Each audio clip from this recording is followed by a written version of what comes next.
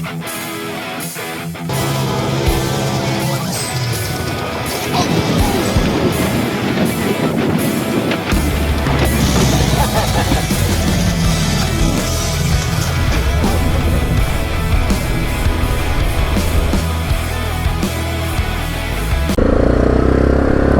we are going to do a quick ride. We're down at the lake.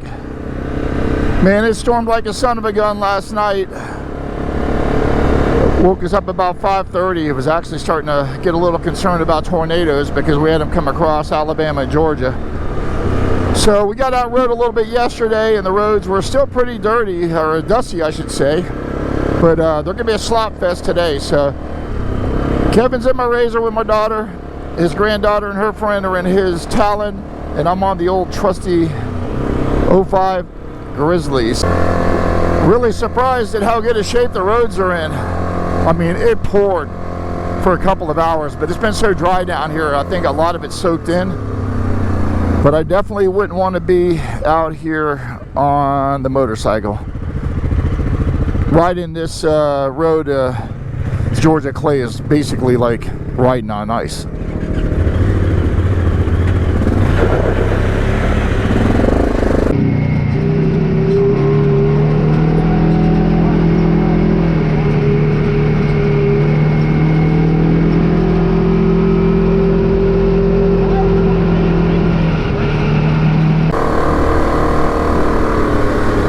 Yeah, this little stuff here on the bike would not be fun. And we are planning a ride from Clayton, Georgia down to the lake house here.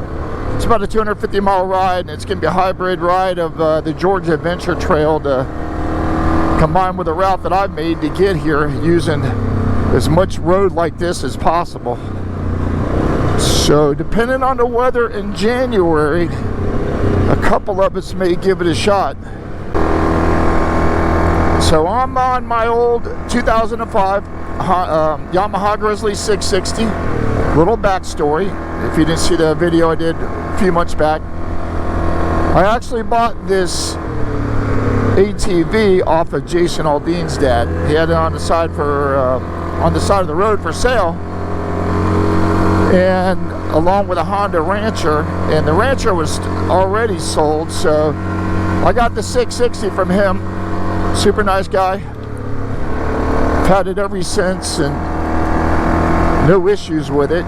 Changed brakes, oil, spark plug, batteries, bearings, and that's about it.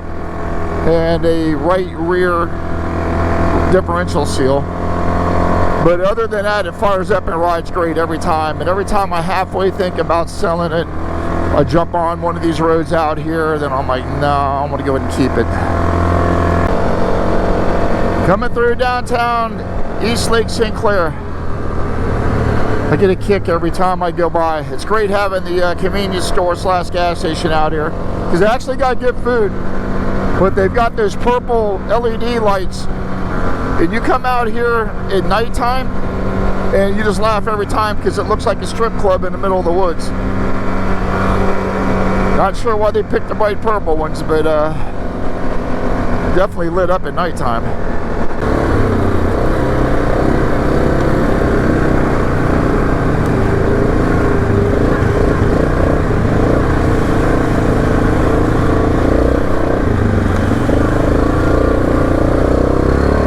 So we are in Hancock County, Georgia.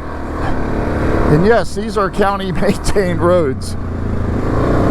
As I always say, I don't know if I could handle living out off of one of these roads, because when it's wet, you see what it is. And these roads get tore up pretty dang fast, just regular cars coming through.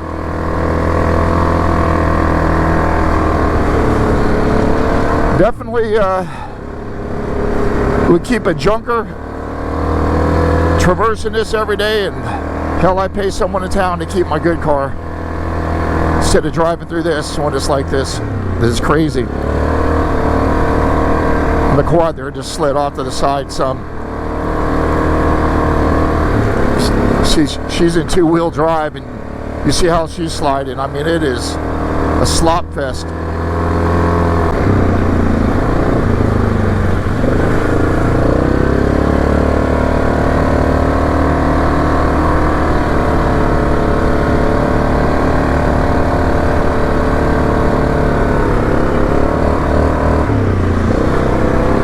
be curious to see how this thing does on fuel mileage. It's been a while since I've done a long ride on it.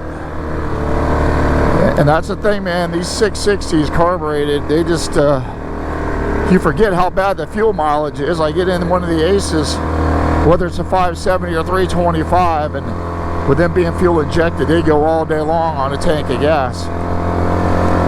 Not so much on this.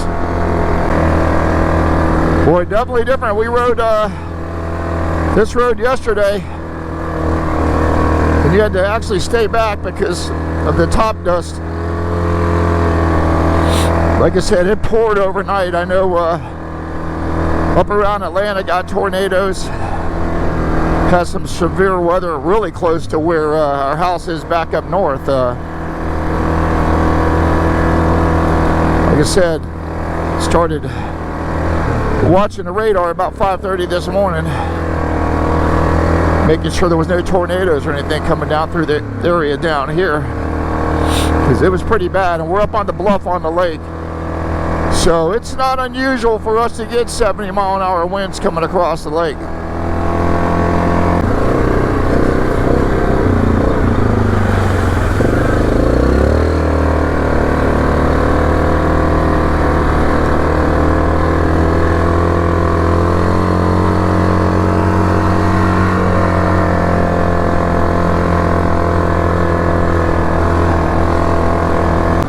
This is the road that was washed out completely about a month and a half, 2 months ago. They finally fixed it.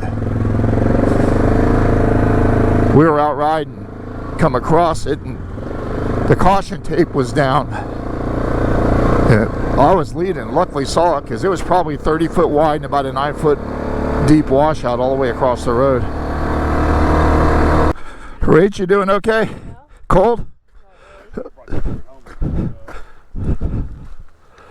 You can put your head thing on.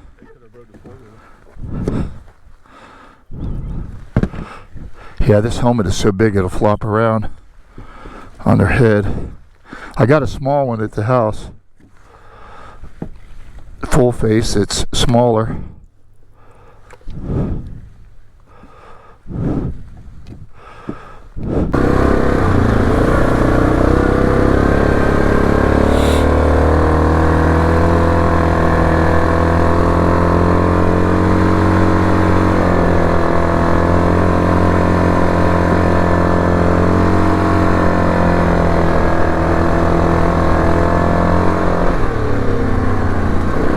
Woo! Sloppy.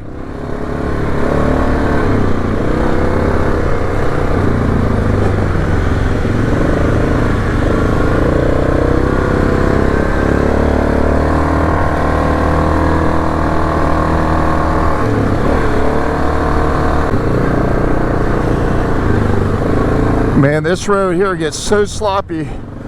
See where it drains off, so it's higher ground to the left, and man, it comes across this road, it makes a mess out of it. Surprised they haven't got them to lay gravel 57 or something out here.